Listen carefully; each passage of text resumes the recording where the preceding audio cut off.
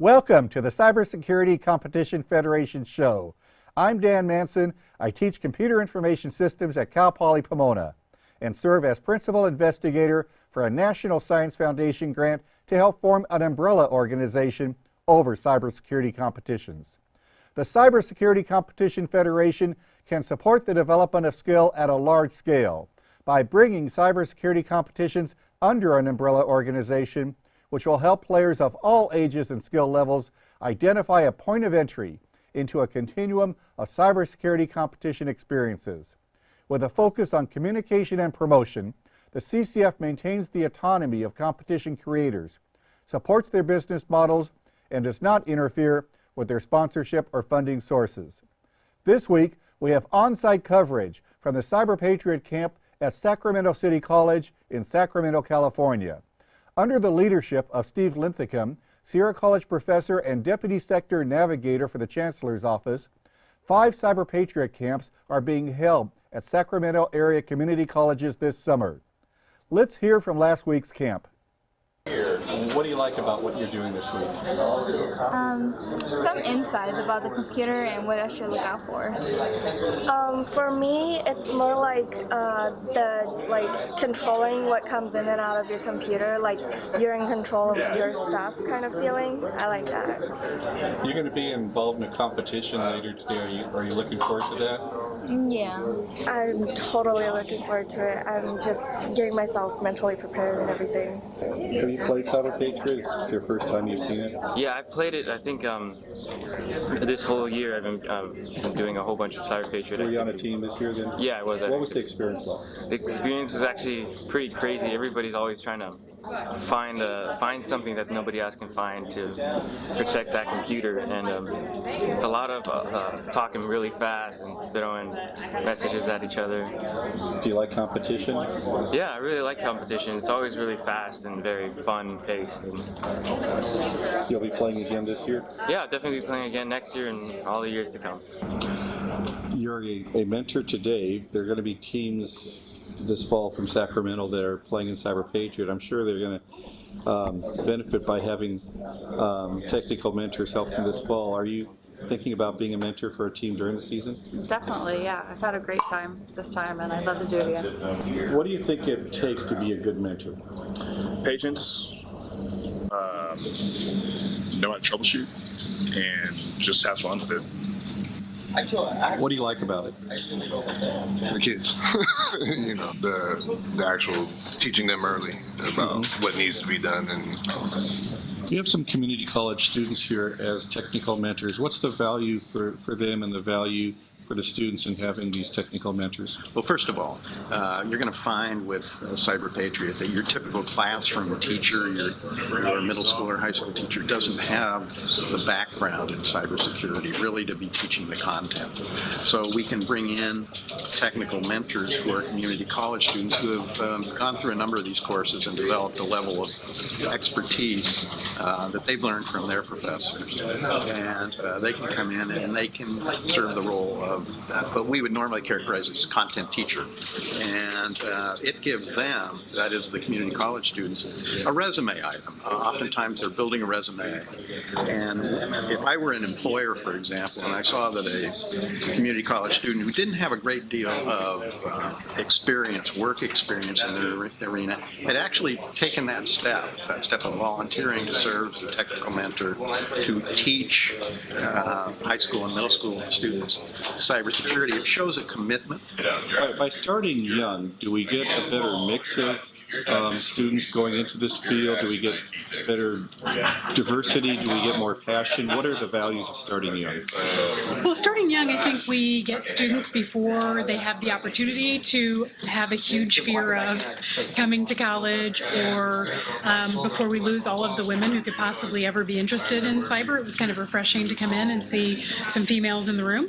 I know that when I go by the classes for people who just enrolled straight out of high school, we tend to lose a lot of of those students. So, this is important to the campus that we have a diverse population, including a better split across the genders.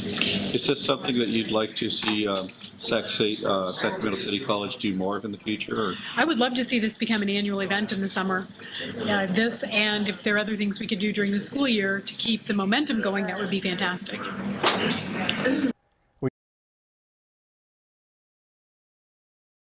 We continue this week with Inside the Game.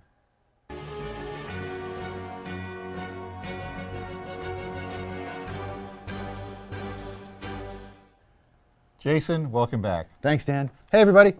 We just saw a clip of a Cyber Patriot boot camp at Sacramento City College. And we had mentors at the camp from community colleges. Now, it's my belief that every community college in the country has this opportunity. Everyone that's doing IT, but certainly everyone that's doing cybersecurity, should have their students be doing outreach and mentoring to high schools and middle schools where the kids have the passion to learn cybersecurity. What do you think? I'm a big fan of the camp format. You know, I remember when I was a young kid and we went to camp, we got little merit badges and you learned how to make fires. You learned how to orient with a compass.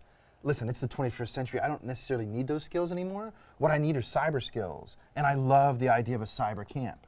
And there's a chicken and egg issue that Steve Linthicum referred to, where students need to get experience. Well, how do they show that they're ready to be hired? I think mentoring of kids doing competitions, teaching cybersecurity to kids that have a passion for cybersecurity in a competition format is a great resume builder. And if I was an employer, you know, someone who came in and said, well, I haven't really worked in the field, but this is all the mentoring I've done, and these are the results of my mentoring, I think that would sell the person. It does, and I think not only does it create a sense of camaraderie and esprit de corps, but I think a huge part of it too goes all the way back to the Greek concept of citizenship. And acquiring the knowledge and acquiring the skills for yourself is one thing. And there's nothing wrong with that, and we all need to do that at some point. But the concept of having to come back and mentor other students that aren't that distance from you on the knowledge scale, I think really is a part of cyber citizenship. And community colleges need better talent coming in the door. We use the analogy of trying to build these cybersecurity programs as Division I schools. Well, the more that you get to work with kids that are feeding into your community college before they get there, the better talent you're going to have coming in. Absolutely, and I think part of it too, for me, fits that theme of a community college and the purpose it serves for its community. Also the diversity aspect. You know, the last person we had, the dean, talked about, you know, in the classroom, she doesn't see enough diversity. Well, I really believe starting in 7th grade, we can over time get more diversity. Right, and I think more and more, for me at least, part of the answer of why is there a lack of diversity, I think again we all agree, when we talked about the gender issue about that, there is a lack. Well, it's because people are being pre-filtered, so I agree with you, Dan, that we just need to start earlier. Thank you, Jason. Thanks, Dan.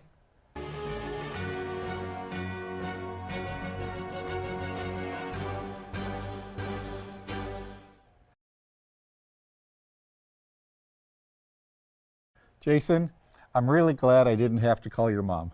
I'm glad you didn't either, Dan. How is Uncle Jimmy?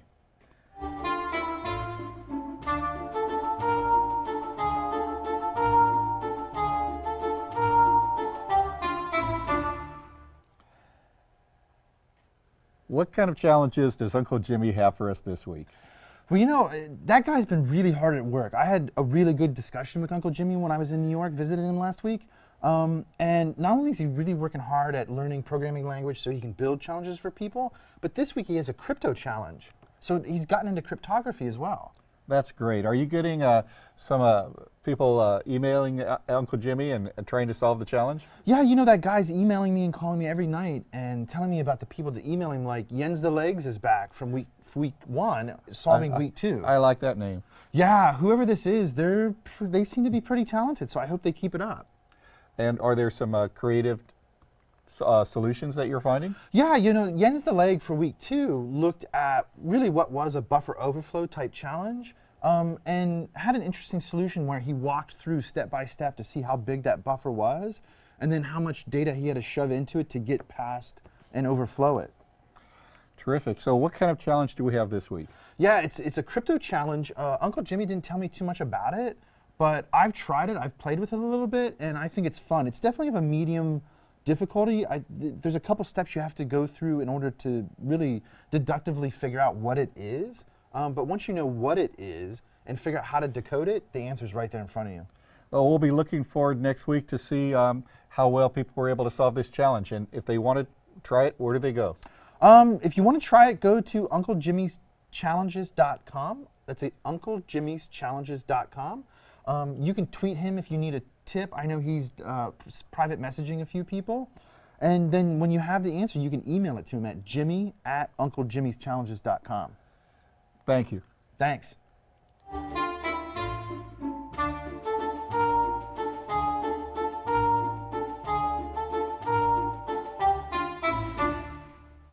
Next week, we will tell the story of EC Council's Cyberlympics and the University of Maryland Cyber Padawans. If you have a competition you would like us to cover in a future show, please contact us at cyberfed.org. I'm Dan Manson. See you next week.